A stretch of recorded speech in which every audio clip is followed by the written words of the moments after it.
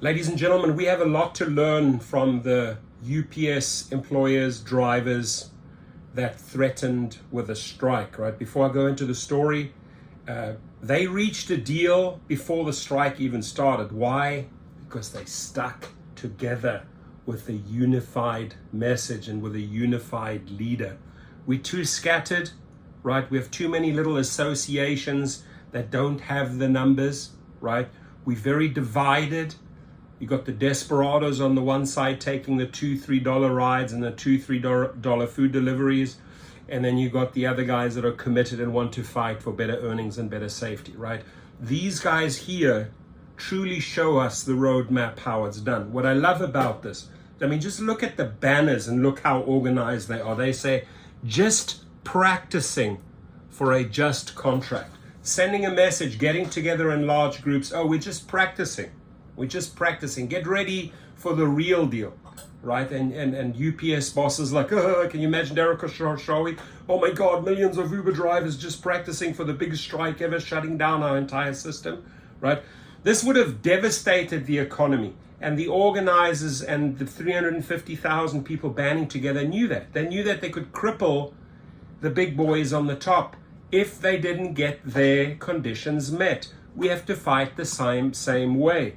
It is unacceptable, ladies and gentlemen, that companies such as Uber, Lyft, DoorDash, Grubhub, Amazon Flex, all of these guys, right, cannot offer their drivers any decent safety, any decent vetting of riders, and cannot pay them even minimum wages, right? We have to follow the formula on how these guys won. It's truly remarkable. UPS union wins historic contract, likely avoiding gigantic strike. Gigantic. The Teamsters and UPS have reached a historic contract agreement, likely averting an economically devastating strike of over 340,000 unionized UPS workers, according to an announcement by the Teamsters on Tuesday. "We've changed the game," the Teamsters tweeted. I like it. The agreement was unanimously endorsed by the union's negotiating committee, but will be voted on by members early next month. The overwhelmingly lucrative contract raises wages for all workers, creates more full-time jobs, and includes dozens of workplace protections and improvements, the organization said of the 5-year agreement. Rank-and-file UPS Teamsters sacrificed everything to get this country through a pandemic and enabled UPS to reap record-setting profits. Teamster labor moves America. So let's stop there for a second, right? These people, their message is clear, right? We got you through COVID. We saved America. We got UPS through the pandemic. Doesn't that sound very similar? Where would Uber and Lyft be today if those food delivery drivers had not gone out, or if those drivers had not transported those essential workers, right? Uber and Lyft would not be around, but they forget that. I'm taking a wild guess here, but I think that the top brass at UPS realize, you know what, they're right. We've got to acknowledge that. Derek Khoshawi doesn't acknowledge your sacrifice. Don't acknowledge how many hours you're putting into this, right? And they keep on extracting every little droplet of lemon juice out of us, right? And we are not going to win. We are not going to win this game and change the game and change the conditions and change the pay or the safety if we do not act unified, my friends.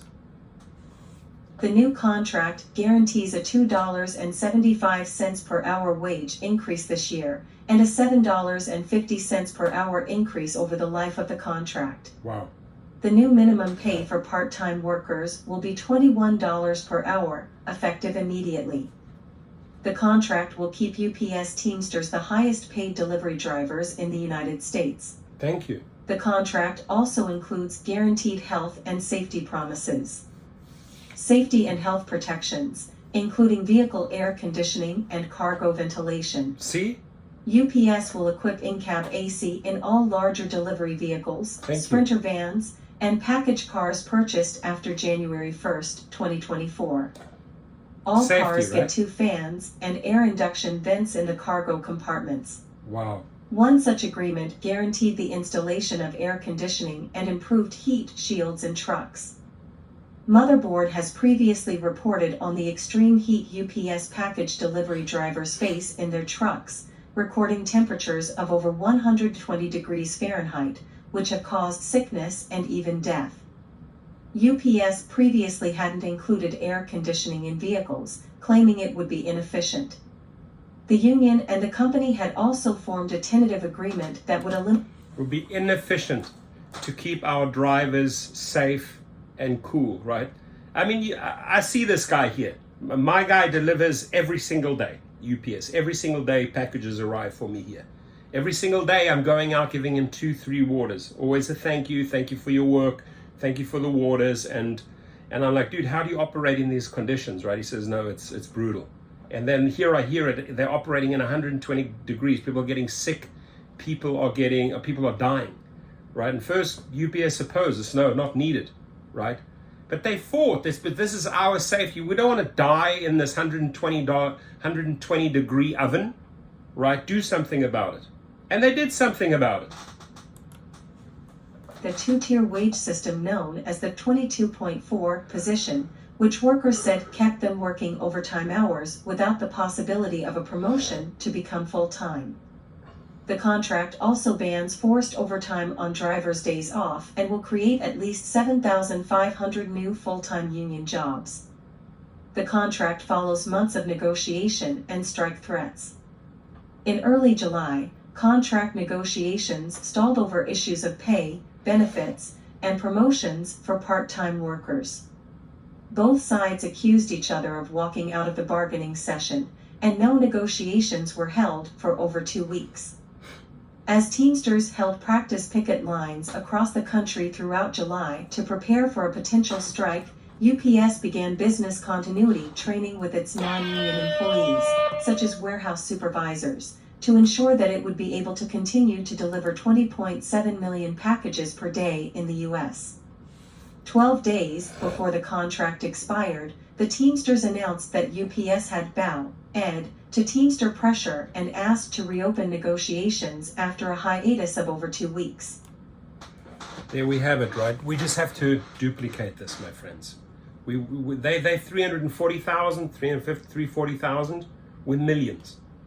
Imagine if we just shut the system down, right?